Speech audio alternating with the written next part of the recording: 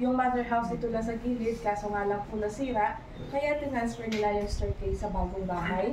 Yung kahoy is malayo or cherry wood, from cherry blossom tree from Palawan, so mas harder siya compare sa Nara.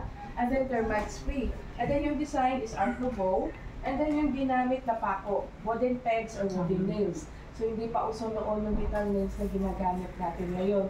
So, ma'am, sir, may pamaypay, kasi medyo mainit po dito sa loob, so pahiram lang po yan. Pag dinala niyo po, magka-charge kami na 1,000 per each. So, na-joke namin, kasi yung iba dinadala. So, natakot po sila, pagdating po doon sa kabilang museum, bumabalik po sila, binabalik nila yung pamaypay. Kasi sabi nila, baka daw hold sila sa airport. So, ito, yung tatlong pictures, isang tao lang yan. Si Ramon Covelenia. Pangalawang anak po siya ng may-ari ng bahay. Isa po siyang journalist and then siya yung dating nag-tour guide dito. Kaso nga lang po namatay siya 3 years ago dahil po sa prostate cancer. So yung kanina yung puting buhok na si Sir Boy, siya po yung bunso, siya ngayon ang nag-pictures dito sa bahay. So everything na makita nyo dito sa bahay, si Sir Mon ang nag-preserve and then mga collections niya. So dahil din kay Sir Mon, na-open po yung bahay sa public noong 1962 and in 1980, this was declared by the National Culture and Arts as the first museum here in Silay. So dito po tayo. Ito yung parents na mag-asawa. So ito yung parents ni Hilda, si Silvestre Uhilia and then si Bonifacia Ledesma. Si Bonifacia Ledesma yung kapatid niya si Doña Florentina na pag-asawa ng may-ari ng Negros Navigation or NN Shipping Lines. So good afternoon, sir. So from where po kayo? Taga-Quezon City. Okay, so may pamaypay po dyan kasi medyo mainit. Okay lang po, okay lang po. Okay lang? Okay lang po. So nag-allow na kami ng pictures and videos only on the first floor. And then yung parents naman ni Sir Manuel, si Honorato Ofelenia and then si Margarita Simirino. So nagkaroon po ng siyam na anak si Sir Manuel at si Ma'am Hilda. So 6 na babae, 3 lalaki. So ito yung mga individual pictures ng siyam na magkakapatid. Lahat po sila mga art enthusiasts. So yung dalawang magkapatid na babae pianist, si Sir Mon, yung picture niya sa dulo sa likod, into theater naman siya. Yung pang-apat, ballet dancer. Yung pang-5, isa siyang operatic singer, so mother po siya ni PJ, ni Jojo at saka ni Dino Abiliana. So apo niya po si Carla Abiliana. So yung father ni Carla, dito po lumaki sa bahay na. So siyam silang magkakapatid, 2 na lang po yung buhay. Si Ma'am Baby, yung pang-8, nasa Maryland po siya ngayon. And then yung si Sir Boy, kanina, so naging member po siya ng NET, Metropolitan Theater sa Manila, at then naging master choreographer siya sa Manila. Ang piano, more than 100 years old na to, but still, gumagana siya. Kaso nga lang out of tune na, so kailangan na siyang i-tune up. So made of ivory. So may kandila na kasi wala pang electricity noon. So galing ko ng Europe, German Steinway, regalo po ito ni Doña Florentina. Yung kapatid ni Bonifacia na nakapag-asawa ng may-ari ng Negros Navigation or NN. So regalo niya ito sa pamangkin niya si Ma'am Hilda. Kasi si Ma'am Hilda yung dating nagpa-piano. And then yung Salaset. Regalo po yan sa mag-asawa ng Pinasal. So original pa yung sulian ng ratan. So medyo prito na siya. So hindi na namin pinapaupuan. So mga 93 years old na rin po yan. Yung mga gamit. Kasi 1931 sila Pinasal. So halos lahat ng mga gamit na makikita nyo dito sa bahay. Regalo po yan sa mag-asawa. And then ito. Ito yung tinatawag nilang prensa de corona or flat iron. So ito yung plancha dati. So during Spanish time. So made of brass. Pag may uling, may handle lang na kahoy para hindi ka mapasok. So may mga sizes din ito. So ito yung medyo malaki, yung pinakamaliit, ganito lang siya kalaki. So yung naabutan nating di uling, yung triangle na may takip. So mga 1970s yun. So ito during Spanish time. Ito naman si Ma'am Hilda, nung nanalo siya ng Miss Silay, 1928, 19 years old siya dyan. So hindi pa uso yung makeup dati. So doon tayo sa may receiving area.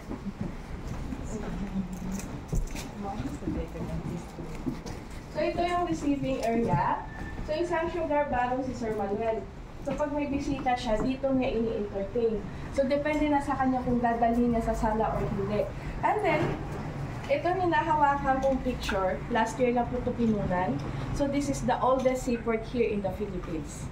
And then, makikita niyo to sa Silay. So this is the longest seaport in Asia during World War II. So from Europe, straight na po yung shipping dito sa Silay, kaya tinawag ang Silay na Little Paris of Negros. So kung makikita nyo, ruins na po siya, kasi sinulog po ito ng mga Amerikanong sundalo noon para hindi makadaong ang mga bago ng mga Hapon dito sa Negros Occidental. So yung sa kabila naman, yan po yung father ni Carla, si PJ. So ito, pinuntahan niya yung isang farm ni Ma'am Hilda dito sa Negros Occidental. Kasama niya yung mga kapatid niya. So yung featured sa kanya, yung tito niya si Sir Mon. So featured siya ni Sir Mon sa newspaper na pinagtatabuhan niya dati dito sa Negros Occidental. And then ito, si Ma'am Ina. Siya po yung panganay sa 9 na magkakapatid. So 1950, nagdebut po si Ma'am Ina dito sa bahay. So that is the first extravagant birthday party na nangyari dito sa Silay after World War II. And then si PJ, yan po yung mother niya, si Ma'am Mary Lo. So nagkaroon ng Gintong Ina Award si Ma'am Mary Lo noong 1992 kasi nag-research po yung mga taga-showbiz kung sino yung buo yung family na hindi hiwalay na magkasama pa. So isa si Ma'am Mary Lo na binigyan ng Gintong Ina Award. So marami sila, isa po siya sa binigyan. So papasok tayo sa prayer room. Sige, pasok tayo.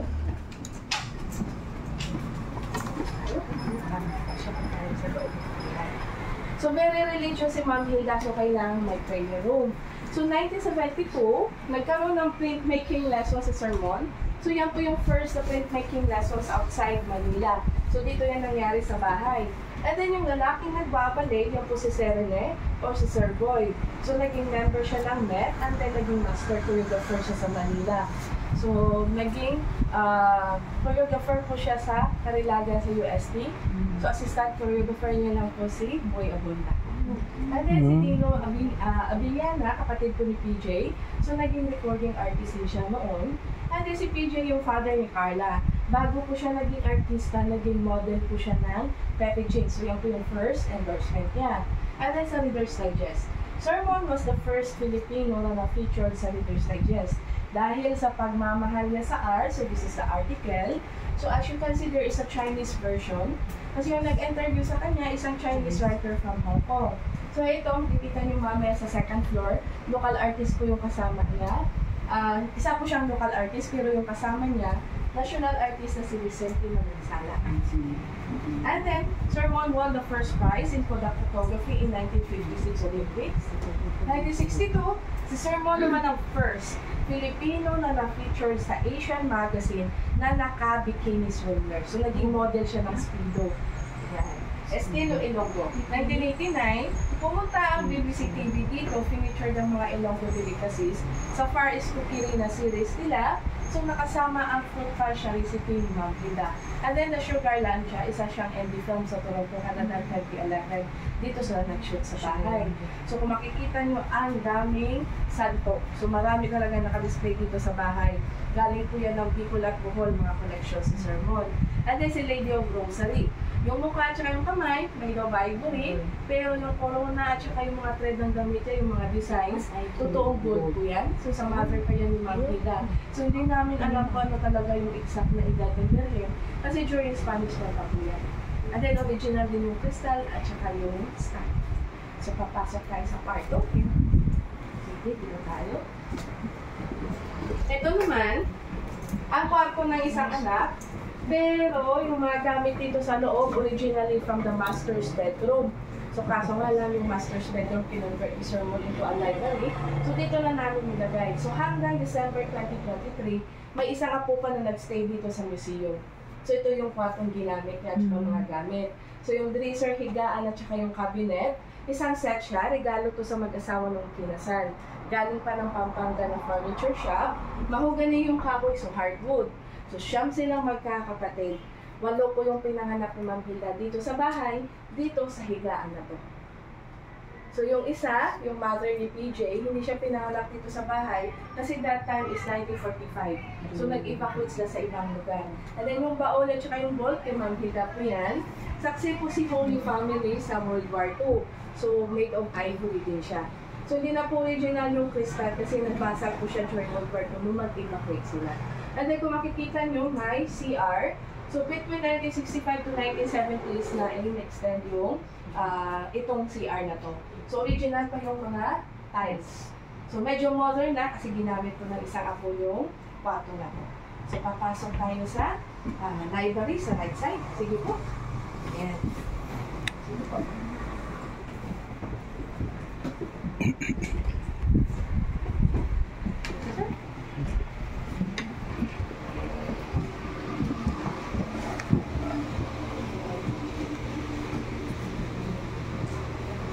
So ito naman yung master's bedroom. So before, ito yung master's bedroom, kinonvert yung sermon into a library.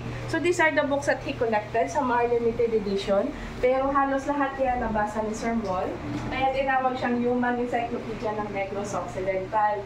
And then souvenirs from different countries. So ito yung Pukishi Doll from Japan. So yung ipapakita ko sa inyo yung micro version ng Pukishi Doll, the world's smallest doll from Japan. So made of wood siya, lalaking babae, very detailed. And then may rice din sa taas kasi yan yung comparison kung gaano kalaki yung dalawang doll. So ilagay ko sa table, pwede yung picturean or videoan. Okay. So pasensya na, sa kakaalog siguro ng mga bisita, yung lalaki, nakataog na po. So hindi pa namin na ayos. Ikaw alay. So nakataog po yung lalaki. So habang naghihintay tayo, so i-explain ko yung iba. So ito naman yung mga kayoneta.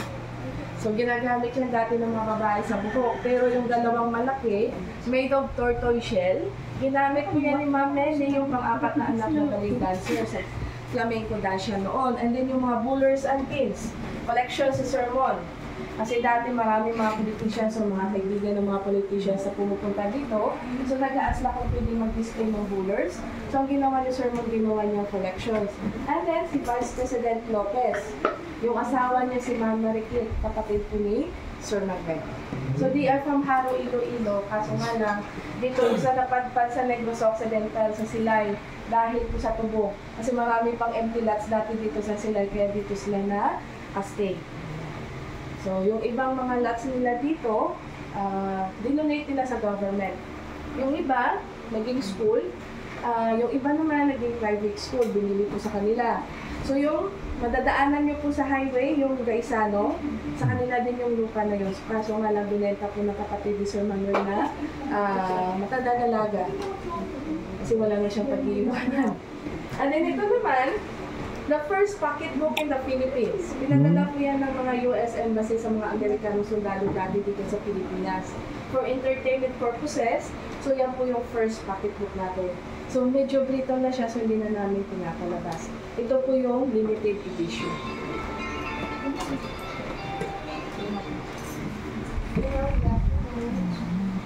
Ang boy kinaka.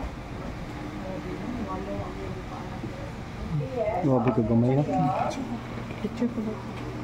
Picture ko.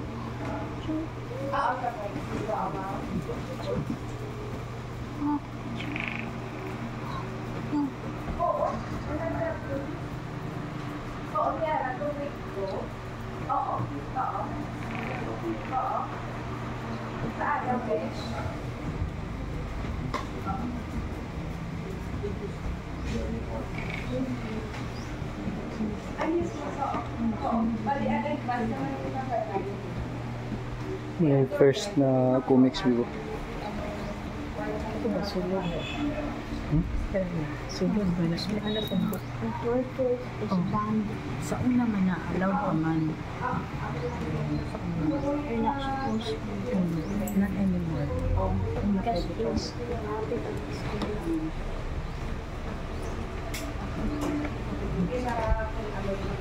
Basta na-confirm nyo naman sa August 15. Basta na yung 30, kami yung class, kasama mo yung 30.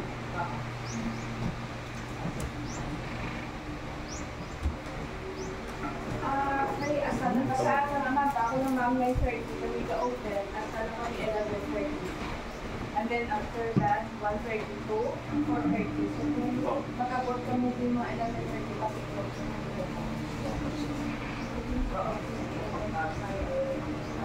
man.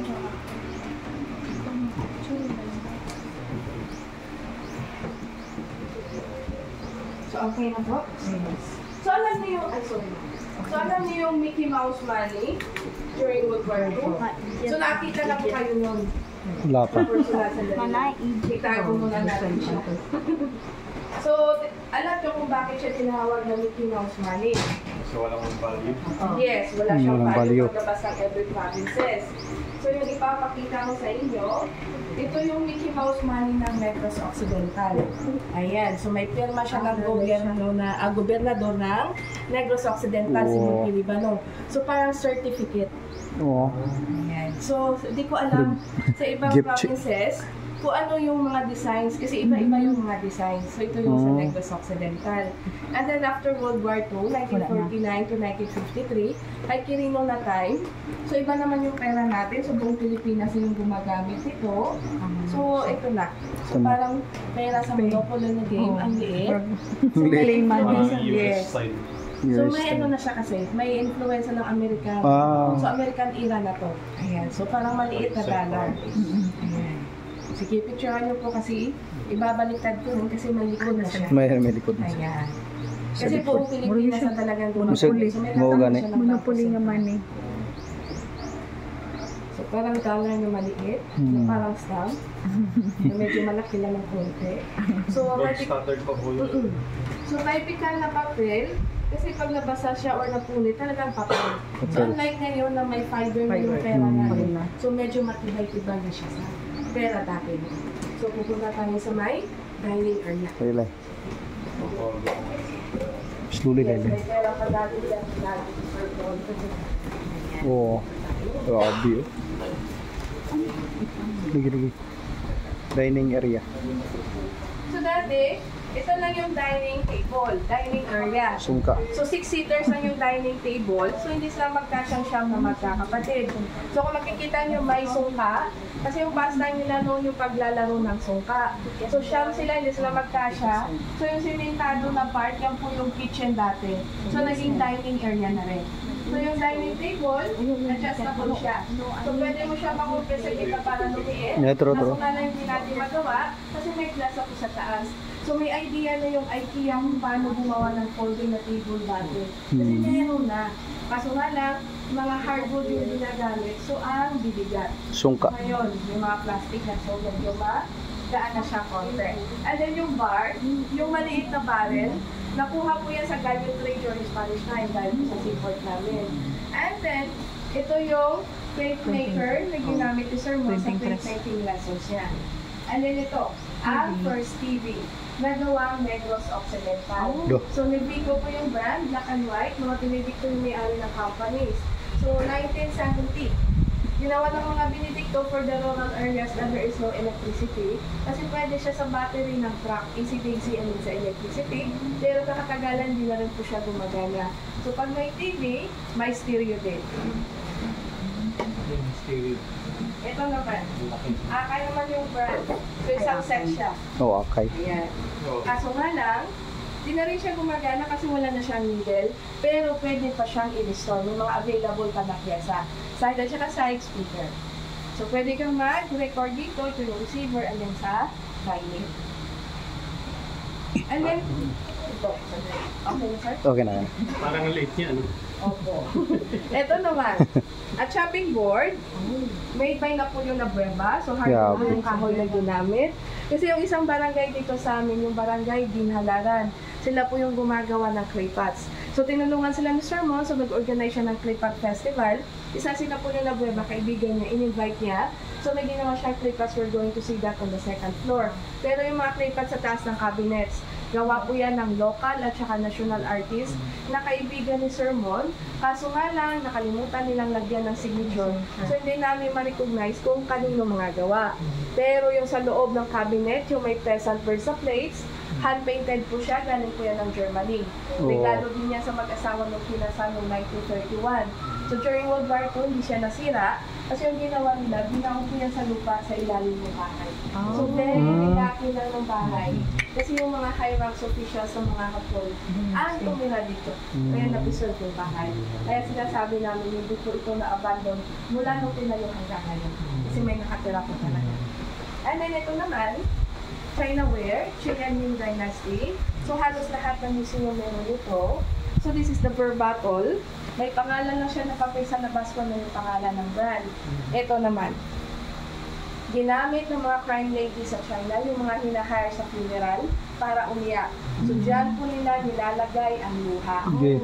Kasi yan po yung basihan kung magkano po yung ibabayad sa crime ladies. So depende po sa dami ng luha. So hindi ko alam kung paano nila napuno yan. And then yung luha, inaalay nila sa altar. Oo, parang So ito naman, mga nahukay ko sa Pilipinas, mostly sa Batangas, except sa isa, so galing po yan ng Israel, 3,000 years old na po yan, isang old jaglet. Bigay po yan ng mga Rosenberg kay Sir Mon na sagip. The rest, galing to ng Calatagan, Batangas. Yung Ayala Mall, yung may-ari, hindi po nila alam na yung lupang binili na doon sa may Calatagan, isa palang burial site doon. So ito yung mga nahukay, kasama yung mga kalansay. Ito yung mga gamit ng mga patay na pinapadala pag dilibing, kaya merong Ayala Museum sa Makati kasi marami silang artifacts na nakuha doon sa Calatagan, Batangas. So very documented siya, may libro, kaso nga lang po closed. So hindi natin mapagsan. Gawa po yan ni Robert Fox in 1950 sa Calatagan excavation. And then si Silver and Bronze. Plated lang po yan. Regalo din yan sa mag-asawa ng kinasal. So halos lahat ng mga gamit dito sa bahay, regalo po sa mag-asawa ng kinasal. So papalit tayo sa taas, hindi na kami nag-aana ng pictures ng video. So doon ko na lang explain kung bakit hindi pwede. Sige, palit ko tayo sa taas. So baka makulang ko kayo, may guard ko dyan sa taas. Okay, thank you. Kasi yung isang bisita ko,